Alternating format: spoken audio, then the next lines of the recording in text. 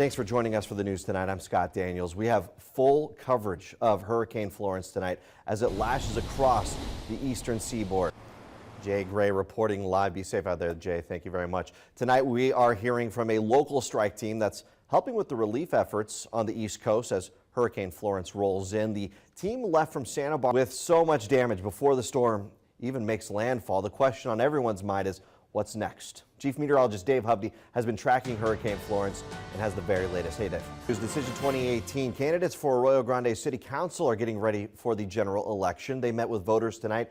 KSBY News reporter Dustin Kleeman was there. He joins us live in the newsroom. The regular season winding down. Thank you, Jessica Vogt. Appreciate it. Still ahead. While here on the Central Coast, we're talking donuts and scooters. On the East Coast, they're talking hurricanes. Yeah. And all right. And college football on a Friday. Very fun. Love it. Thank you, Jessica.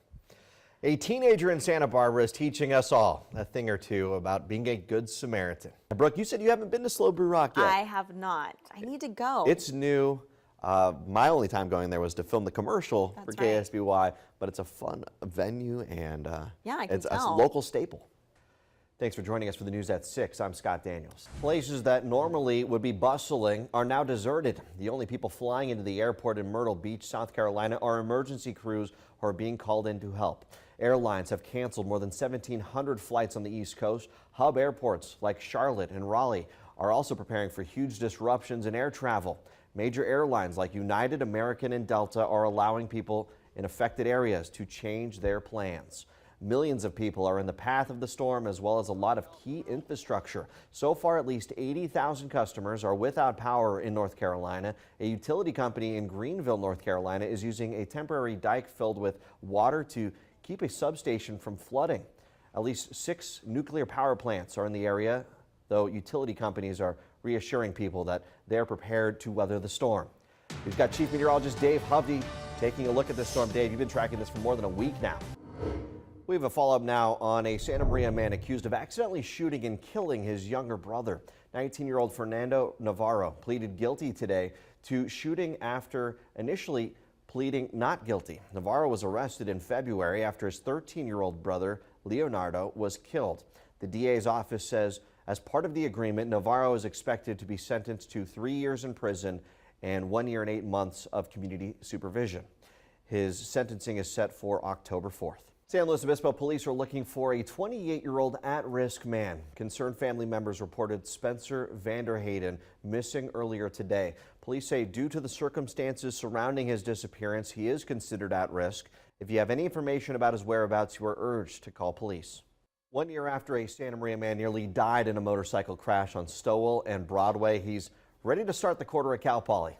KSBY News reporter Asia Gore joins us live now in the studio with more on his long road to recovery. Asia, we wish him the best. What an inspiration. Thank you, Asia. Flores has to undergo one more surgery on his hand over the next year. Back to more coverage of Hurricane Florence. Here's a live look at Surf City, North Carolina, where people are already seeing strong winds, heavy rain, and flooding. Millions of people are in the path of Hurricane Florence. The 2 largest utility companies in North Carolina say at least 80,000 people are without power tonight. The Federal Emergency Management Agency is reassuring people that it's prepared for the worst. We will have more on the government's response coming up at 6:30, and we will check in again with Chief Meteorologist Dave Hovde for the full forecast in just a few minutes. Leaders in San Luis Obispo stopped a surprise plan from the company Bird to launch scooters in the city today. Mayor Heidi Harmon says the city was tipped off about the company's guerrilla-style campaign and denied approval. The city says it has plans to meet with the company Tuesday. Santa Barbara City Council approved a pilot program of the scooters back in June. And you can always get the latest local headlines anytime at KSBY.com, on the KSBY News app, and on our Facebook and Twitter pages. Right now, we are still tracking the effects of Hurricane Florence. Millions of people are in the path of the storm. Coastal areas are already seeing strong winds and heavy rain. Here's a live look right now in Surf City, North Carolina. We will check in with Chief Meteorologist Dave Hovde for the forecast in just a bit. Meantime, President Trump is escalating his pushback against criticism that he botched the response to Hurricane Maria last year. He's claiming that The 3,000 people didn't die in Puerto Rico last year. NBC's Blaine Alexander reports from Washington. The president was briefed again today by emergency officials and promised the government is supplied and ready. In news across California, sheriff's deputies have identified the victims and gunmen in a shooting rampage in Bakersfield. The Kern County Sheriff's Office says 54-year-old Javier Caceres killed 5 people in a shooting spree yesterday morning before killing himself. It's still not clear yet why he went on that rampage. One of the victims was his ex-wife. Court documents show their divorce became final in April. Deputies are still trying to figure out if there's any relationship between the gunman and his other victims. A Holocaust denier group is buying ads on BART trains in the Bay Area, and the transit agency says it can't do anything to stop it. A 10-second ad now appears on video monitors and some stations. It promotes a group that publishes factually incorrect books and articles that deny the Holocaust. Many writers are upset that BART allowed the ad to run on its platform.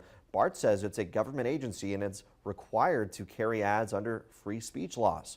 After the backlash, BART required the company to remove the web address from the ad. Okay, so while we get to have something like that and great weather here, Dave, you're tracking that Hurricane Florence on the East Coast. It's interesting. You know, A wildfire in Shasta County has flared up again. The Delta Fire has burned more than 58,000 acres north of Redding and is 17% contained. The fire started last Wednesday. It shut down Interstate 5 again for a few hours today. Caltrans says the highway is back open. An evacuation shelter has been set up at the National Guard base in Mount Shasta. Full containment is expected by next Saturday. In tonight's Safe and Secure, GM is recalling more than 1 million full-size pickups and large SUVs. The recall involves certain 2015 Chevrolet Silverado pickups, GMC Sierra 1500 pickups, Chevy Tahoe and Suburban SUVs, as well as 2015 Cadillac Escalade and GMC Yukon SUVs. GM says the power steering can fail, mainly during low-speed turns. GM says the defect has been linked to 30 crashes with 2 injuries. No deaths have been reported. Dealers will update the power steering software at no cost to the owners. A new poll finds people may not be too eager to upgrade to Apple's newest iPhones. Only 13% of consumers say they will purchase a new iPhone within the next 3 months, and only 22% plan to do so within the next year. That's according to an exclusive SurveyMonkey audience for USA Today taken ahead of Apple's unveiling of its new phones. Researchers say the reluctance stems from higher prices and better performance of currently owned devices.